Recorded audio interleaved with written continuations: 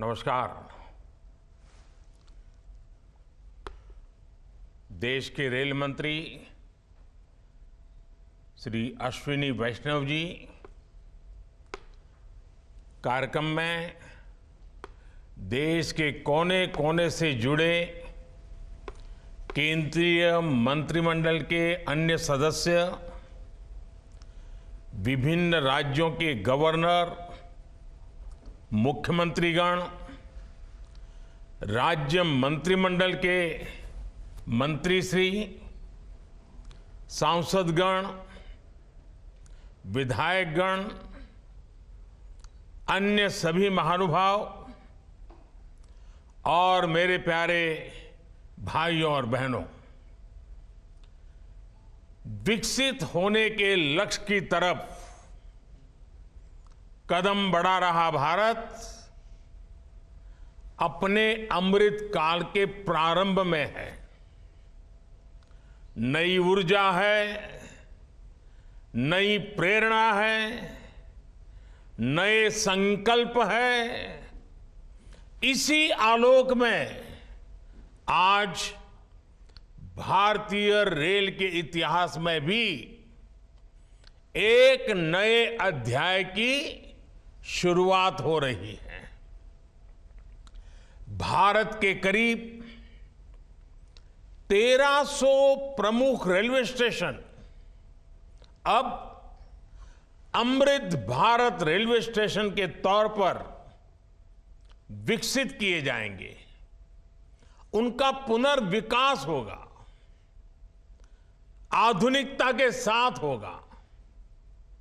इसमें से आज 508 अमृत भारत स्टेशनों के पुनर्निर्माण का काम शुरू हो रहा है और इन 508 अमृत भारत स्टेशंस के नवनिर्माण पर करीब 25,000 करोड़ रुपए खर्च किए जाएंगे। आप कल्पना कर सकते हैं, ये देश के इंफ्रास्ट्रक्चर के लिए, रेलवे के लिए और सबसे बड़ी बात है मेरे देश के सामान्य नागरिकों के लिए ये कितना बड़ा अभियान होने वाला है। इसका लाभ देश के लगभग सभी राज्यों को मिलेगा। जैसे यूपी में इसके लिए करीब 4,500 करोड़ रुपए के खर्च से 55 अमृत स्टेशन को विकसित किया जाएगा। राजस्थान के भी 55 railway station Amrit Bharat station बनेंगे। एमपी में 1,000 करोड़ रुपए के खर्च से 34 स्टेशन का कायाकल्प होने वाला है। महाराष्ट्र में 44 स्टेशन के विकास के लिए 1,500 करोड़ रुपए से ज्यादा खर्च होंगे। तमिलनाडु, कर्नाटका और केरला के भी प्रमुख स्टेशंस को अमृत भारत स्टेशन के रूप में विकसित किया जाएगा। मैं अमृत काल के प्रारंभ में इस ऐतिहासिक अभियान के लिए रेल मंत्रालय की सराहना करता हूं और सभी देशवासियों को बधाई देता हूं। साथियों, आज पूरी दुनिया की दृष्टि भारत पर है। वैश्विक स्तर पर भारत की साख बढ़ी है। भारत को लेकर दुनिया का रवैया बदला है और इसकी दो प्रमुख बातें हैं, दो मुख्य वजह हैं। पहली, आप देशवासी, भारत के लोगों ने करीब करीब 3 दशक बाद, 30 साल बाद देश में पूर्ण बहुमत की सरकार बनाई। वो पहली वजह। और दूसरी वजह है पूर्ण बहुमत की सरकार उसी स्पष्टता के साथ जनता जनार्दन की उनकी भावना का आदर करते हुए बड़े बड़े निर्णय लिए, चुनौतियों के स्थायी समाधान के लिए अविरत काम किया। आज भारतीय रेलवे भी इसका प्रतीक बन चुकी है। बीते वर्षों में रेलवे में ही जितना काम हुआ है, उसके आंकड़े, उसकी जानकारी हर किसी को प्रसन्न भी करती हैं, हैरान भी कर देती हैं।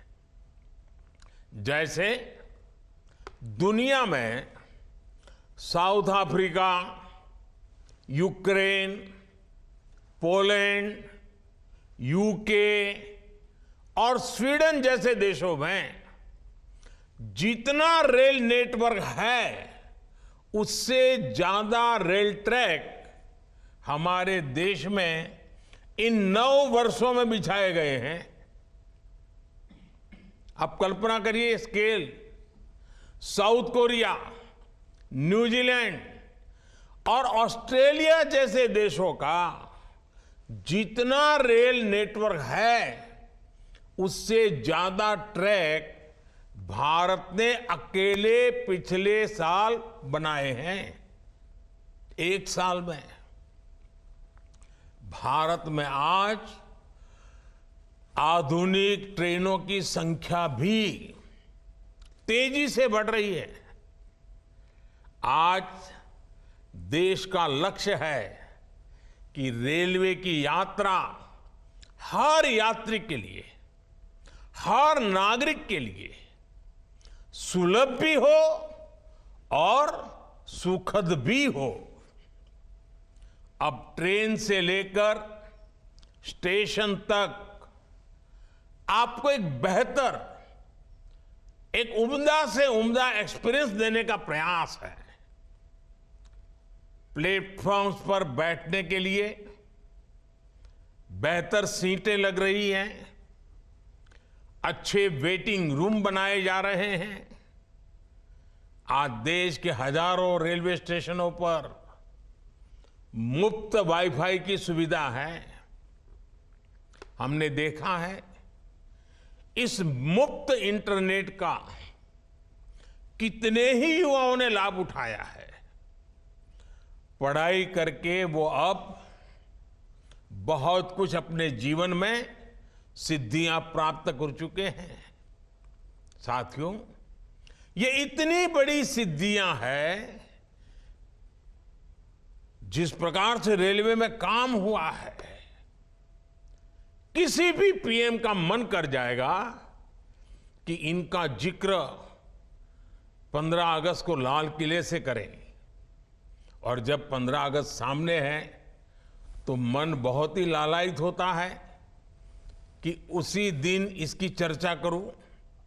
लेकिन आज ये इतना विराट आयोजन हो रहा है, देश के कोने कोने से लोग जुड़े हैं, इसलिए मैं अभी ही इस बात पर इतने विस्तार से चर्चा कर रहा हूं। साथियों, रेलवे को हमारे देश की लाइफलाइन कहा जाता है, लेकिन इसके साथ ही हमारे शहरों की पहचान भी शहर के रेलवे स्टेशन से जुड़ी होती है। समय के साथ ये रेलवे स्टेशन अब हार्ट ऑफ द सिटी बन गए हैं। शहर की सारी प्रमुख गतिविधियां रेलवे स्टेशनों के आसपास ही होती हैं। इसलिए आज बहुत आवश्यक है कि हमारे रेलवे स्टेशनों को नए आधुनिक स्वरूप में ढाला जाए। रेलवे की जगह ऑप्टिमम यूटिलाइजेशन किया जाए। साथियों, जब देश में इतने सारे नए आधुनिक स्टेशन बनेंगे तो उससे विकास को लेकर एक नया माहौल भी बनेगा।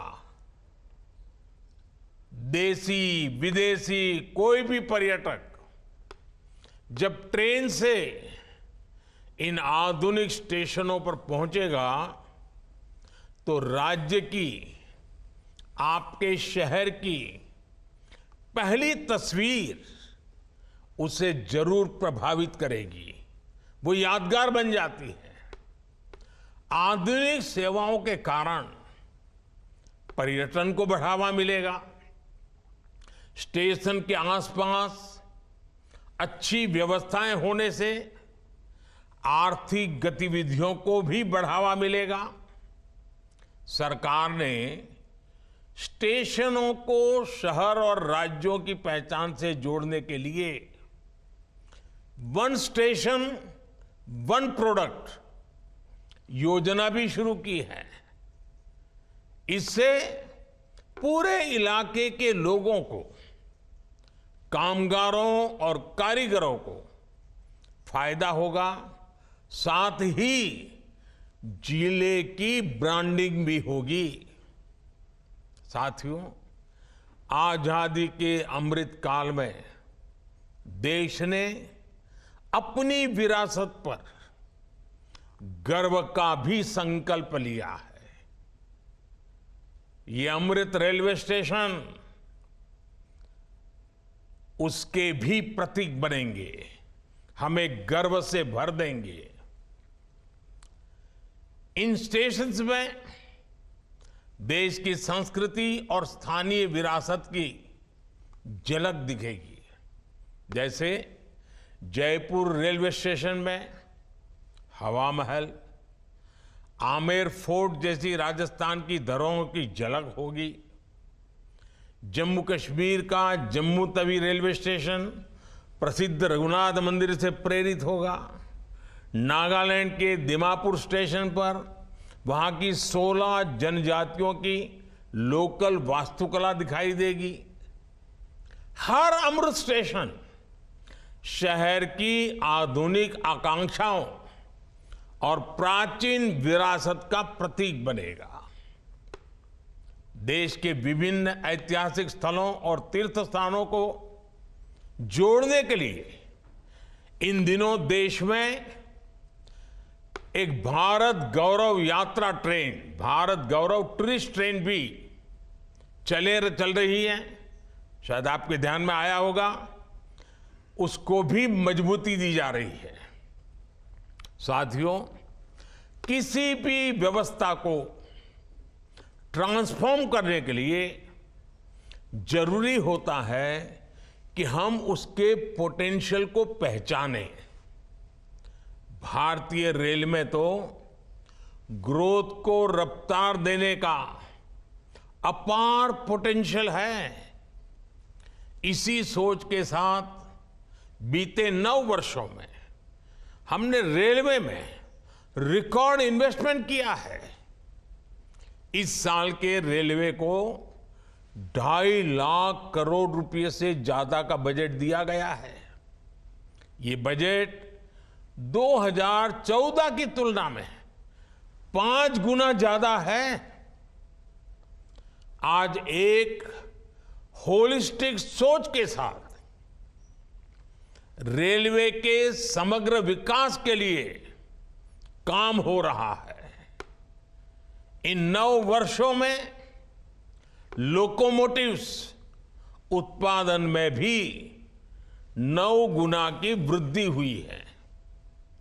आज देश में पहले की अपेक्षा 13 गुना ज्यादा HLB कोच बन रहे हैं। साथियों, नॉर्थ ईस्ट में रेलवे के विस्तार को भी हमारी सरकार ने प्राथमिकता दी है।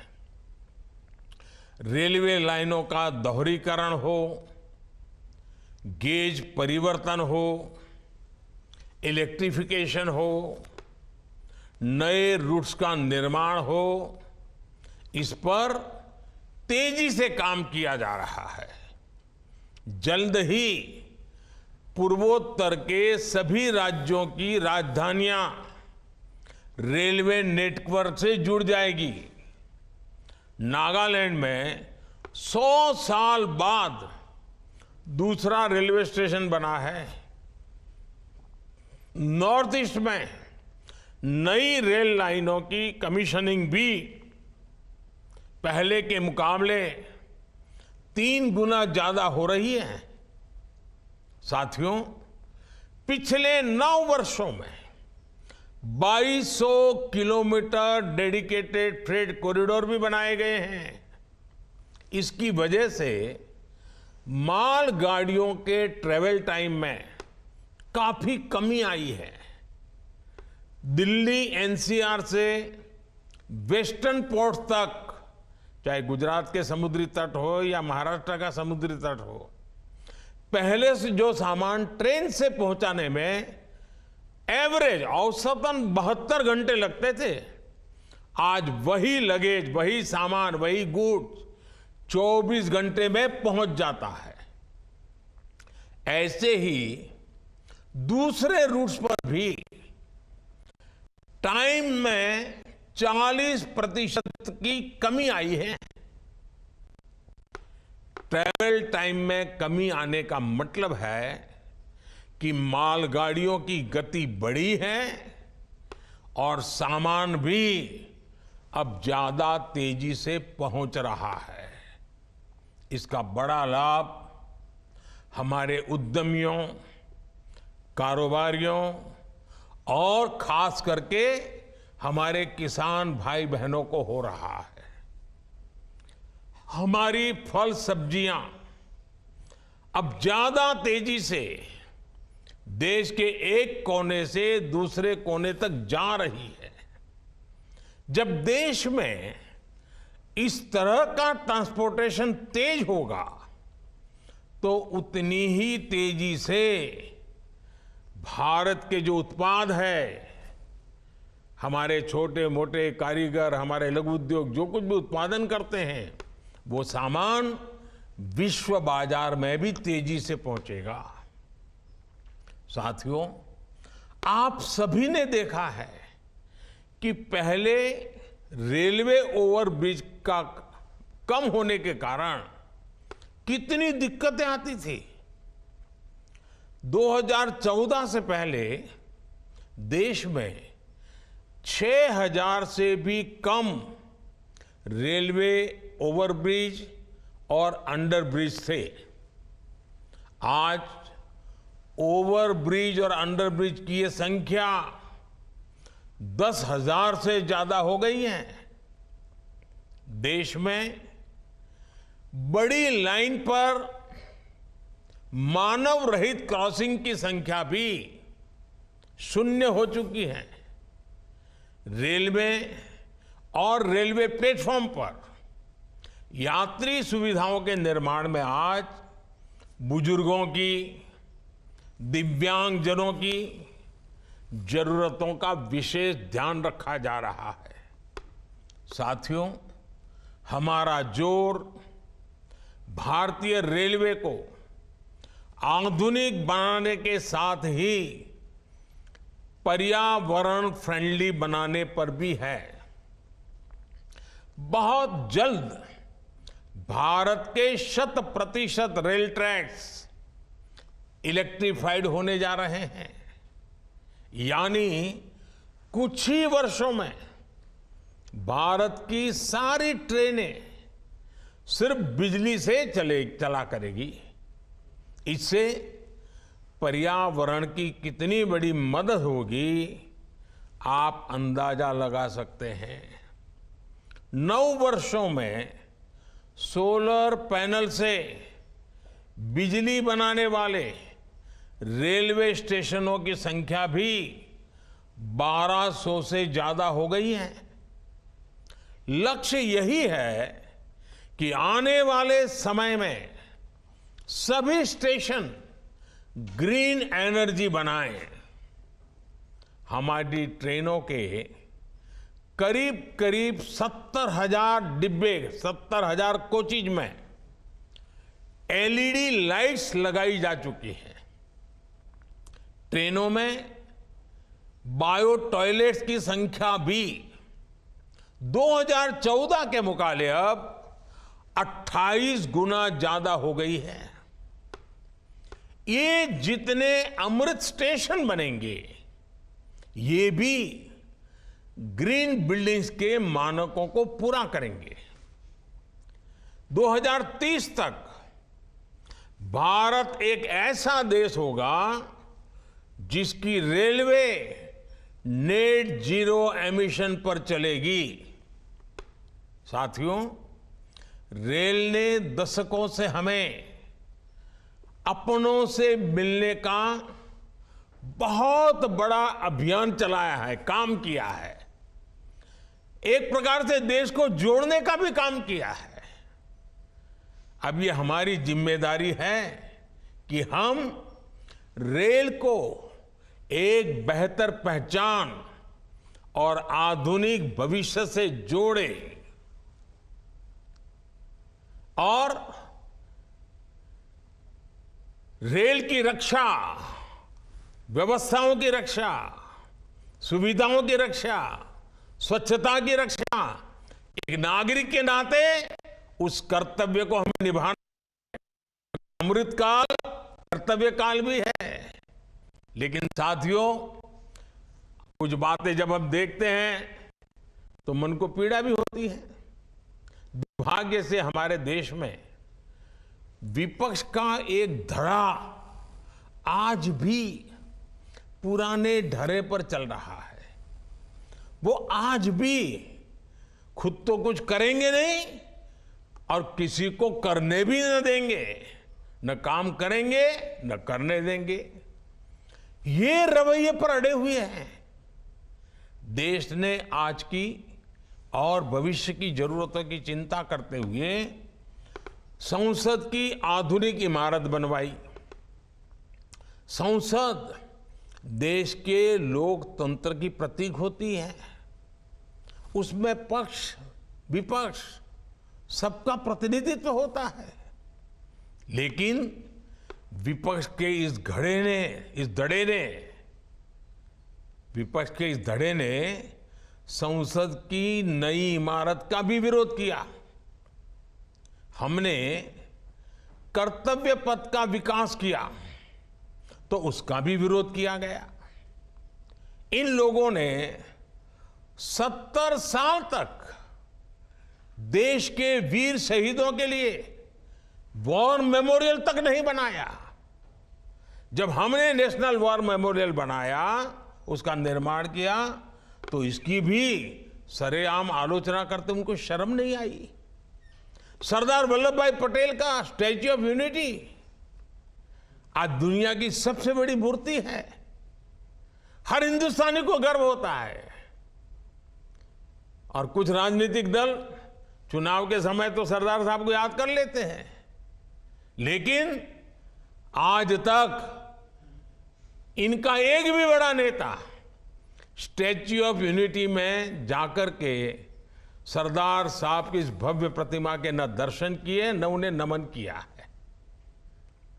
लेकिन साथियों, हमने देश के विकास को इस सकारात्मक राजनीति से आगे बढ़ाने का फैसला किया है और इसलिए नकारात्मक राजनीति से ऊपर उठकर सकारात्मक राजनीति के मार्ग पर एक मिशन के रूप में हम चल रहे हैं।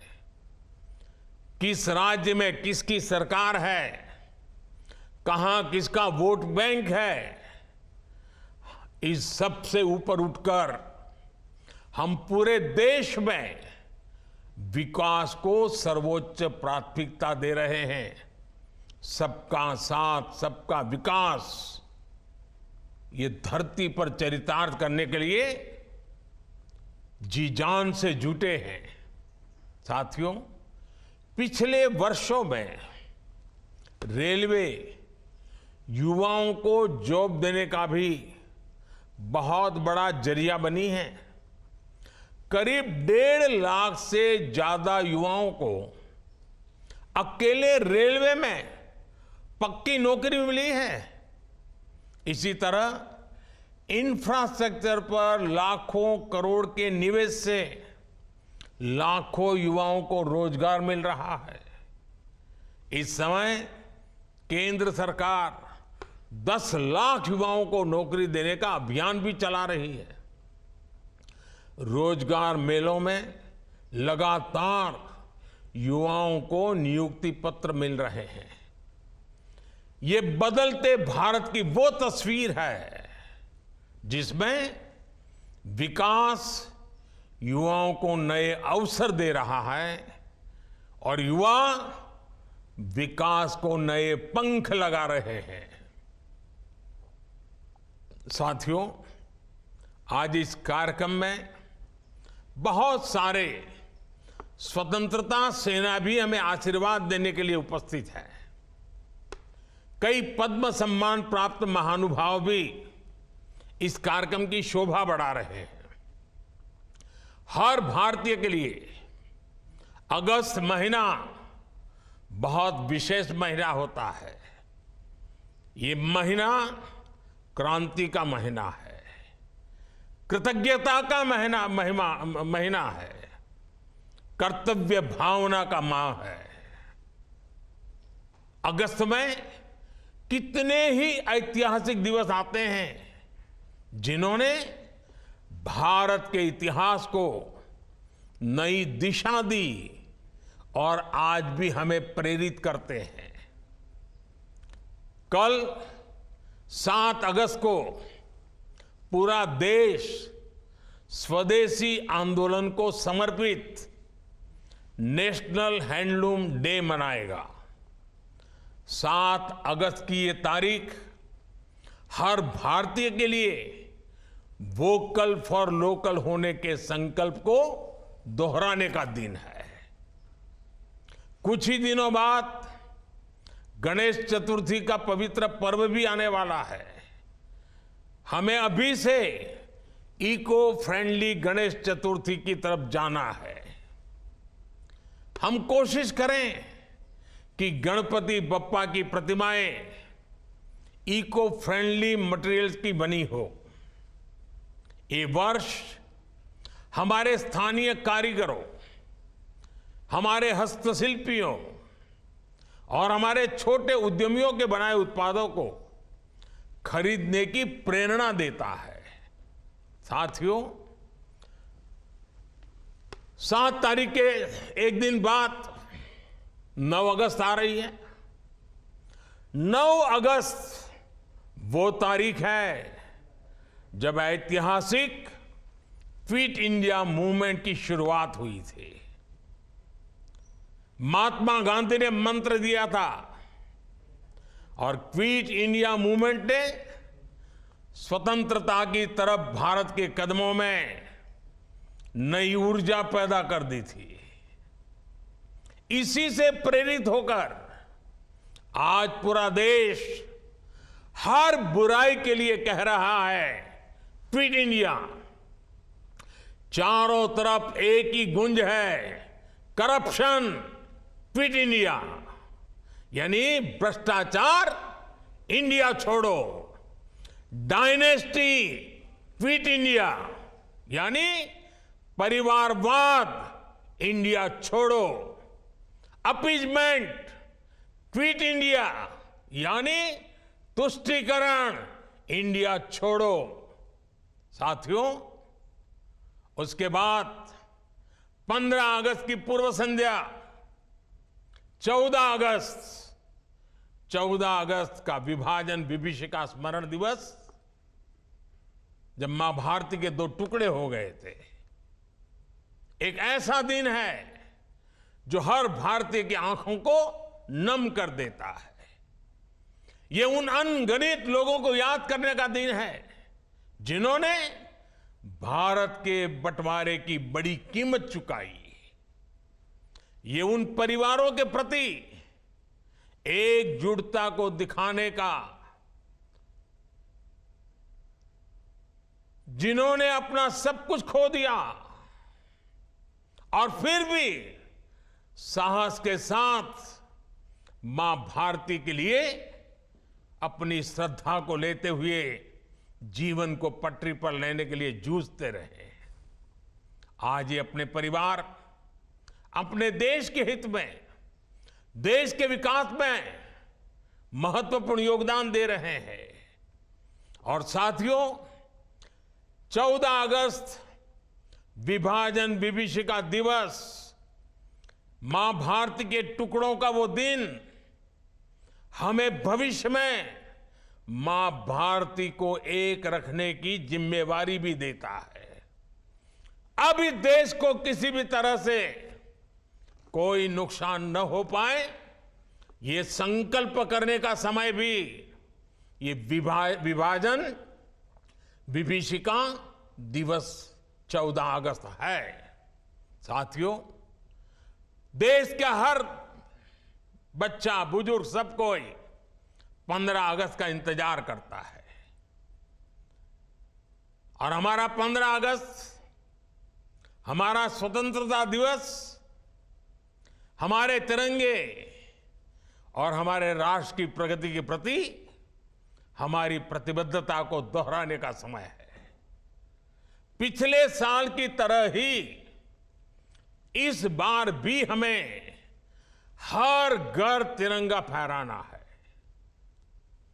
हर घर तिरंगा, हर दिल तिरंगा, हर मन तिरंगा, हर मकसद तिरंगा, हर सपना तिरंगा, हर संकल्प तिरंगा।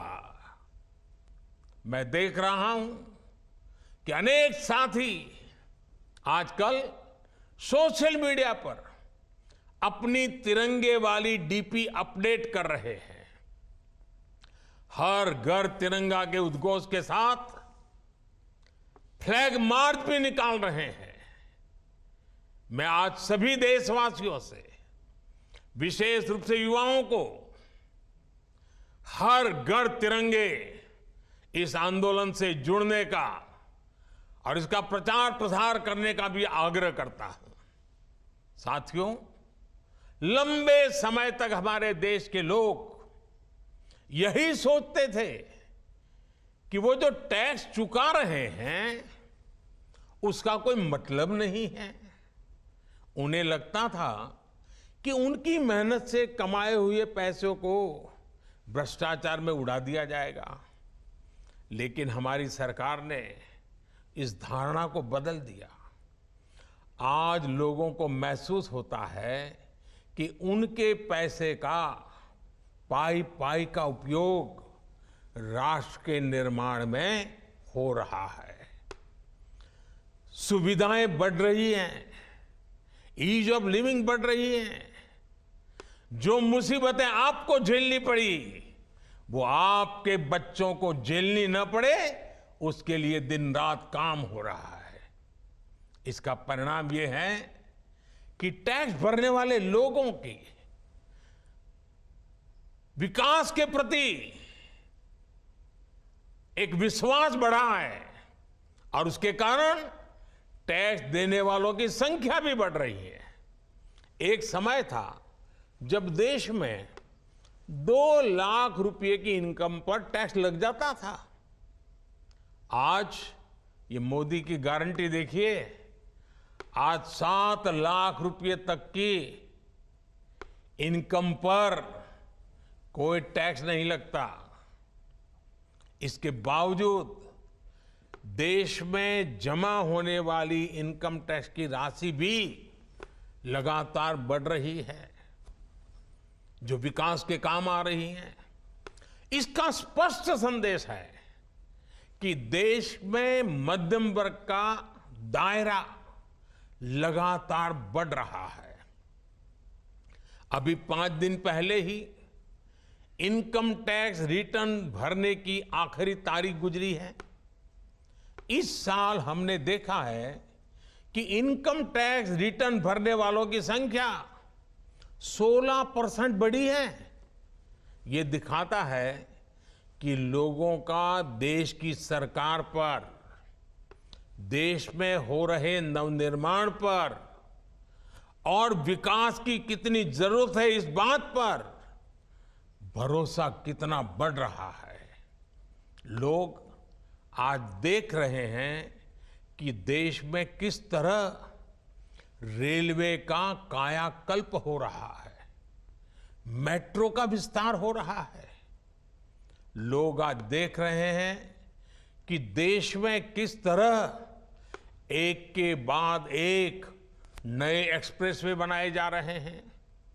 लोग आज देख रहे हैं कि देश में किस तरह तेजी से नए नए एयरपोर्ट बनाए जा रहे हैं, नए नए अस्पताल बनाए जा रहे हैं, नए नए स्कूल बनाए जा रहे हैं।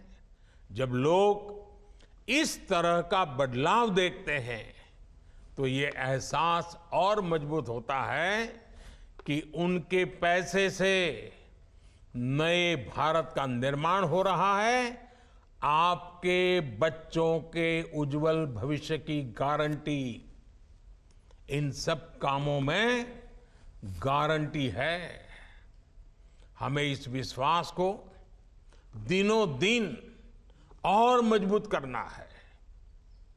और भाई बहनों, ये जो 508 रेलवे स्टेशनों का आधुनिकीकरण हुआ है ना, ये भी उसी दिशा में उठाया गया कदम है। मैं आपको विश्वास दिलाता हूं, अमृत भारत स्टेशंस भारतीय रेल के इस कायाकल्प को एक नई ऊंचाई देंगे। आओ इस क्रांति के महीने में हम सभी हिंदुस्तानी नए संकल्पों के साथ 2047 में जब देश आजादी के 100 साल मनाएगा, भारत को विकसित बनाने के लिए एक नागरिक के नाते मेरी जो भी जिम्मेवारी है उसको अवश्य पूर्ण करूंगा। इस संकल्प के साथ आप सबका बहुत बहुत धन्यवाद, बहुत बहुत शुभकामनाएं।